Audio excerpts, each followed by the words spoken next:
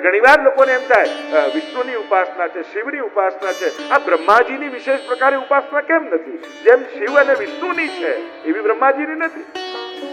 કારણ શાસ્ત્ર એમ કહે છે બ્રહ્માજી જીવ કોટીમાં અને વિષ્ણુ ને મહાદેવજી એ ઈશ્વર કોટીમાં અનાદિ, એમનો આદિ ને અંત નથી, એ શાશ્વત છે. પણ બ્રહ્માજી જ્યારે જ્યારે સૃષ્ટિનો લય થાય ત્યારે બ્રહ્માજીનો લય થઈ જાય અને જ્યારે સૃષ્ટિનું સર્જન થાય ત્યારે ભગવાનની નાભી, નારાયણના નાભીમાંથી કમળ અને કમળમાંથી ફરી બ્રહ્માજી પ્રગટ થાય અને ફરી સૃષ્ટિનું સર્જન કરે. એટલે બ્રહ્માજી શાશ્વત નથી, એટલે એમને જીવ કોટીમાં રાખવામાં આવે. તમેવ આદ્યમ પ્રકૃતે પરમ, આપ તો પ્રકૃતિને પર છો, બ્રહ્માજી પ્રકૃતિને આધીન છે. અંતર બહિર અવસ્થિતમ, આપ તો ઘટઘટની જાણના. જેમ એક સાધારણ વ્યક્તિ નાટક જોવા જાય અને નાટકમાં કોઈને રડતા જુએ, હસતા જુએ તો સુખ દુઃખનો અનુભવ કરવા લાગે, સાચું માનવા લાગે, એમ પ્રભુ આપ એવી લીલા કરો છો કે અમે પણ એવા મોહિત થઈ જઈએ છે કે અમે પણ આપને સાધારણ મનુષ્ય જેવા ગણવા લાગીએ. આપ સાધારણ નથી.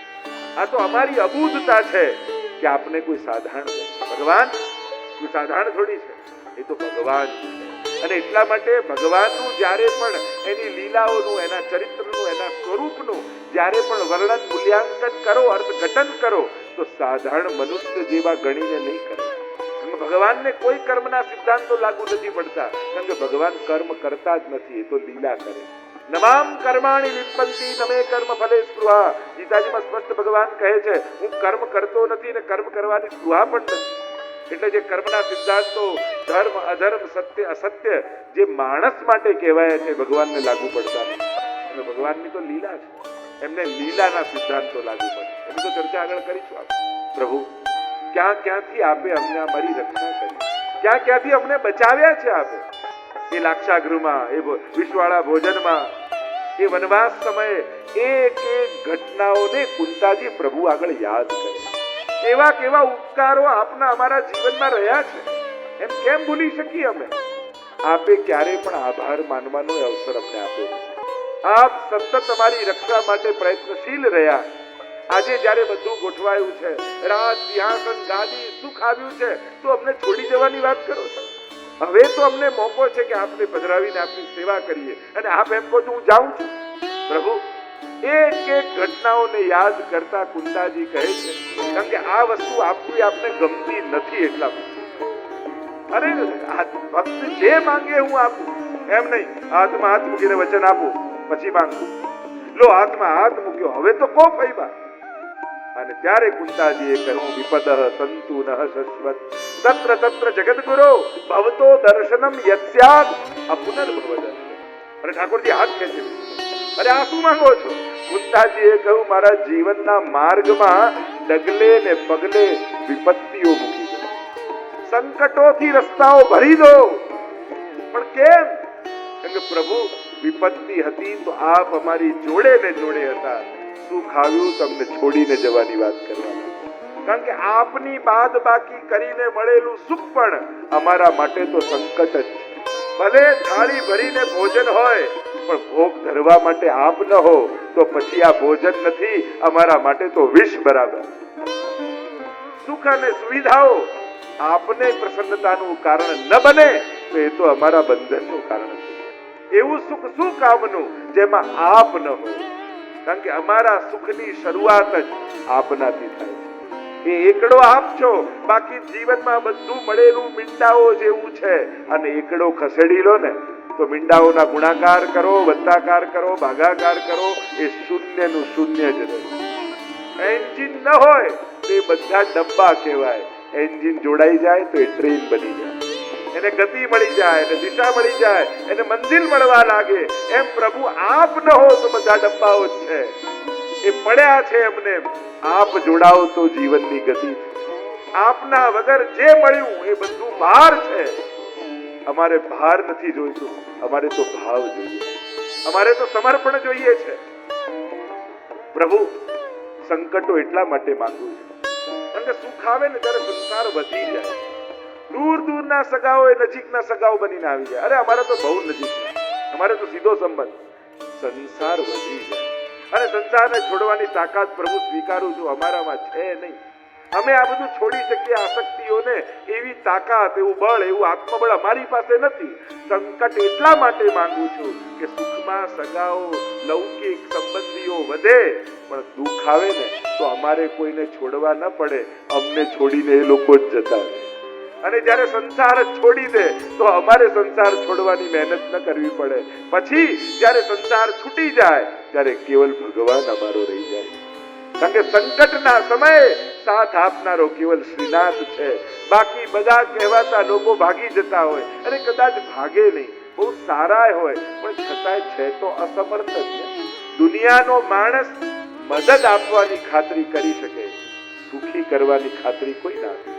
કોઈ ગમે તેટલો નિકટનો સ્વજન હોય, દિલથી પ્રેમ કરે, બધા ખરાબ છે કહેવાનો અર્થ નથી, બધા દિલથી પ્રેમ કરતા હોય પણ અસમર્થ છે. એની કેપેસિટી કેટલી? મદદ કરવા સુધીની ખાતરી આપી શકે, સુખી બનાવવાની ખાતરી ભગવાન સિવાય કોઈ ના આપે.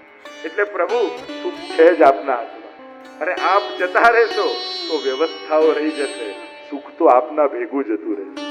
બધું જ. કોઈ બેંકના ખાતામાં રહેલા પૈસા ખાતરી નથી આપતા, કોઈ બંગલો ખાતરી નથી આપતો, કોઈ સુખ સુવિધાઓ ખાતરી નથી આપતા. એ સગવડતાઓ છે. સુખ તો ઈશ્વરની કૃપાથી આવે, અને જ્યારે ઈશ્વર એનો હાથ ખેંચી લે છે ને, ત્યારે આજ ભેગી કરેલી વસ્તુઓ, આજ કહેવાતા સ્વજનો જ દુઃખના કારણો બનવા લાગે. જેને સુખ માટે મેળવ્યું હતું એ જ ક્યાંક દુઃખનું કારણ થઈ જાય. અને એટલે ઈશ્વરનો હાથ સદા માથે રહે, કારણ કે સુખી કરવાની ગેરંટી કોઈ આપી શકતું હોય તે કેવળ ઠાકોરજી. અને ભક્ત માટે કહ હનુમંત વિપત્તિ પ્રભુ સોઈ, જબ તવ સુમિરન ભજન ન હોય. એક ભક્ત માટે સંકટનો સમય કયો કે જે સમયમાં હું શ્રીજીનું વિસ્મરણ કરી દઉં, એનાથી મોટો સંકટનો બીજો કોઈ સમય નથી. ભગવાનને ભૂલી જવા એ જ ભક્ત માટે સૌથી મોટો સંકટનો. અને ભગવાનનું સ્મરણ એ જ સુખની ઘડી. કુંતાજી કહેવા લાગ્યા, પ્રભુ દરેક સ્ત્રી બે જગ્યાએ બંધાયેલી હોય, હું 3 જગ્યાએ બંધાયેલી, વૃષ્ણિ શું, પાંડુ શું, પતિ પક્ષ અને પિતા પક્ષ. એટલે સ્ત્રીને દુહિતા કહેવાય ને, બંનેનું હિત કરે એ દુહિત, એ બંનેના હિતનો વિચાર કરે. પ્રભુ આ બંને બંધન લૌકિકના છે, હું 3 જગ્યાએ બંધાયેલી છું, એક પાંડુ કુળમાં, બીજું વૃષ્ણિ કુળમાં, અને ત્રીજું બંધન મારું આપની સાથે. પ્રભુ એક કામ કરશો, આ આજ્ઞા કરો. પ્રભુ ખડગ ખેંચો, બંને હાથમાં ખડગ પકડી લો, અને ખડગ પકડી મારા બંને લૌકિક બંધનો કાપી નાખો, જેથી મારું કેવલ બ્રહ્મ સંબંધ બાકી રહી જાય, કેવલ કૃષ્ણ સંબંધ બચી જાય, અને સંસારના સંબંધો સમાપ્ત થઈ. અને પછી સંસારીઓ પણ રહેશે તો એ સગાના નાતે નહીં, વૈષ્ણવતાના નાતે મારી જોડે. પછી કેવલ લૌકિક બુદ્ધિ મારી એમાં નહીં રહે, પછી વૈષ્ણવ બુદ્ધિ મારી એમાં થઈ જશે. કે આ ઠાકોરજી આપેલા વૈષ્ણવ. એટલે પુષ્ટિ માર્ગમાં કોઈ વૈરાગ્યનો માર્ગ નથી, અહીંયા તો પરિવારની વચ્ચે જ રહેવાનું છે, પણ લૌકિક ભાવ નહીં, એક વૈષ્ણવતાનો ભાવ રાખીને રહેવાનું. ઠાકોરજી આપેલા 5 વૈષ્ણવ મારી સાથે, ઠાકોરજી આપેલા કુટુંબી વૈષ્ણવ મારી જોડે. કારણ કે વ્યક્તિનો ભાવ એ રાગ દ્વેષ પેદા કરે, વૈષ્ણવતાનો ભાવ એ અહોભાવ પેદા કરે. જ્યારે વૈષ્ણવી ભાવનાથી જોડે રહો છો ત્યારે સંબંધો પણ વૈષ્ણવતાના સંબંધો બની જાય. પછી વ્યક્તિ આમ છે, એનો સ્વભાવ આવો છે, વ્યક્તિ રૂપે જોશો તો એના વ્યવહાર અને સ્વભાવના જોખવામાં જ રહી જશો, મૂલ્યાંકનમાં જ રહી જશો. વૈષ્ણવતાના દ્રષ્ટિએ જોશો એ જેવો પણ છે વૈષ્ણવ. આવી ભાવના આવશે તો સદાય અહોભાવ રહે. પ્રભુ મારા લૌકિક બંધનોને કાપી નાખો. પ્રભુ કહેવા લાગ્યા, આટલા સમય હું રહ્યો, હવે મારા સ્વજનો દ્વારિકામાં મારી પ્રતીક્ષા કરતા હશે, આપ મને આજ્ઞા આપો, હવે મારે જાવું છે. બધા જ રોકવાનો પ્રયાસ કરે, પણ પ્રભુ હવે હટ લઈને બેઠા છે, હવે દ્વારિકા જવું છે.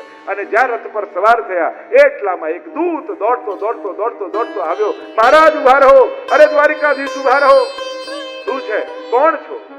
પ્રભુ આપે કોઈને વચન આપ્યું છે, અને વચન નિભાવ્યા વગર આપ દ્વારિકા ન જઈ શકો. અને પ્રભુને કંઈક યાદ આવ્યું અને રથ પરથી ઉતર્યા. કુંતાજીને થયું કે મારી સ્તુતિ સાંભળીને રોકાઈ ગયા, પાંડવોને એમ થયું મારો પ્રેમ જોઈને રોકાઈ ગયા, ઉત્તરાને એમ થયું મારી પુકાર સાંભળીને રોકાઈ ગયા. પ્રભુ રોકાયા છે એમના પરમ ભક્ત દાદા ભીષ્મ માટે.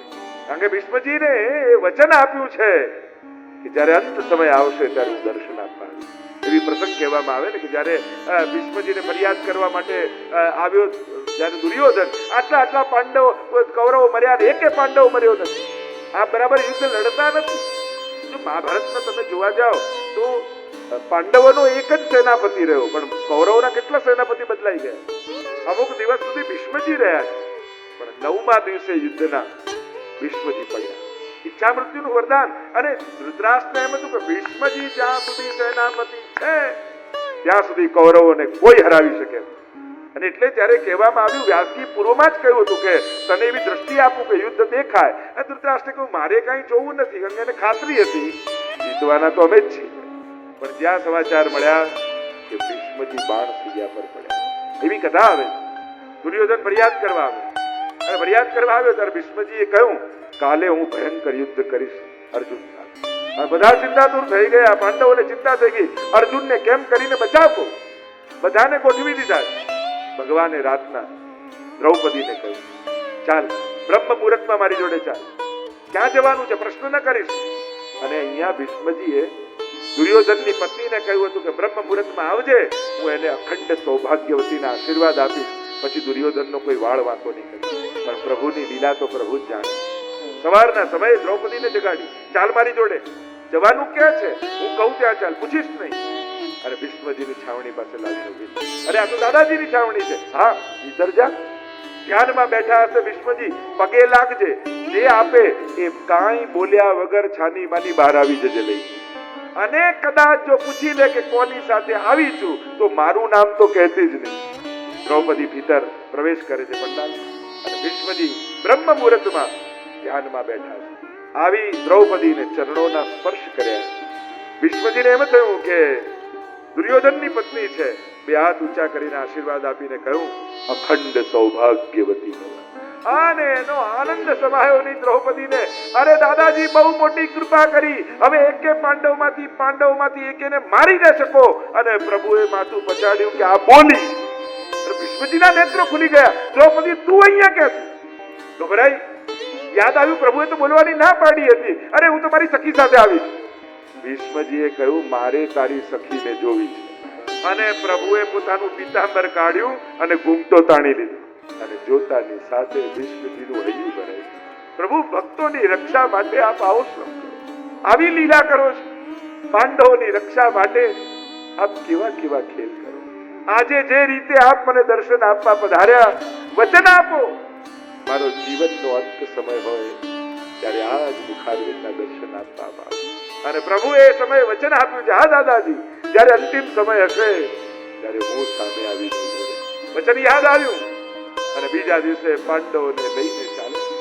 આખું શરીર વિંધાયેલું છે, શ્વેત દાઢી, શ્વેત કેશ, જીવનભરના અનુભવનું તેજ એ મુખ પર ચમકી રહ્યું. શાંત, કોઈ નથી ઉદ્વેગ, નથી કોઈ પશ્ચાતાપ, નથી કોઈ રાગ, નથી કોઈ દ્વેષ.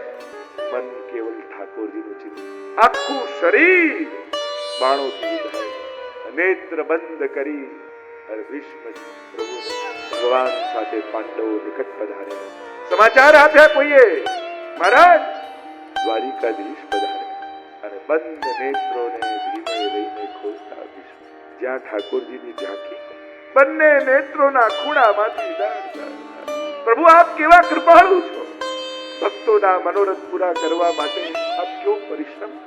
અને બે હાથ જોડવાનો પ્રયાસ કરતા, મનોમન પ્રણામ કરતા ભીષ્મજી કરવાના. કલ્પિતા ભગવતી સાત્વત પુંગવે વિભુ સ્વસુખમુપગતે ક્વચિદ વિહરતુ પ્રકૃતિમુપેયુષીયત ભવ પ્રવાહ. પ્રભુ મને ભરોસો હતો અંત સમયે આપ પધારશો, અને એટલા માટે આપના માટે ભેટ ધરવા એક વસ્તુ મેં સાચવીને રાખી.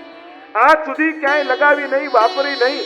મનમાં ભરોસો હતો કે અંત સમયે ભગવાન આવશે ને ત્યારે એના ચરણોમાં આધરી.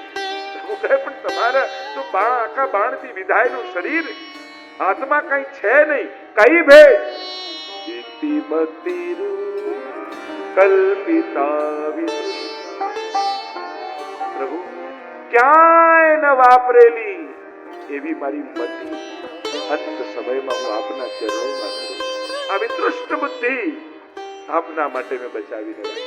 અન્ય બધા સ્તોત્ર પાઠ સ્તુતિઓ ગ્રંથો ઇતિ શબ્દ આવે એટલે પૂરું થઈ જાય. આ એક સ્તુતિ એવી છે જે ઇતિ શબ્દથી જ શરૂ થાય. માનો ઇતિ શબ્દ કર્મ સમાપ્તિ વાચક સુબોધનીમાં મહાપ્રભુજી કહે માનો ઇતિ શબ્દનો પ્રયોગ કરી ભીષ્મજી કહે હવે આ ક્ષણે મારા સમસ્ત કર્મોની આપના ચરણોમાં ઇતિ કરું છું, સમાપ્તિ કરું છું. હવે કાંઈ કરવું નથી. હવે તો આ બુદ્ધિ આપના ચરણોમાં કરી દઉં. વિતૃષ્ટ છે, ક્યાંય લગાવી નથી. કૃષ્ણ કહે પ્રભુ દાદાજી ખોટું ન બોલો. બુદ્ધિ મારામાં હોત તો આ પાંડવોના પક્ષમાં હોત, કૌરવના પક્ષમાં ના હોત. અરે આપનામાંથી એટલે તો અહીંયા રહ્યો. કારણ કે જો કૌરવના પક્ષમાં રહે તો વળી વળીને આપને પાછળ જોવા સંભવ નહોતા. સામે પક્ષે એટલે રહ્યો કે સીધા આપના દર્શન થતા રહે.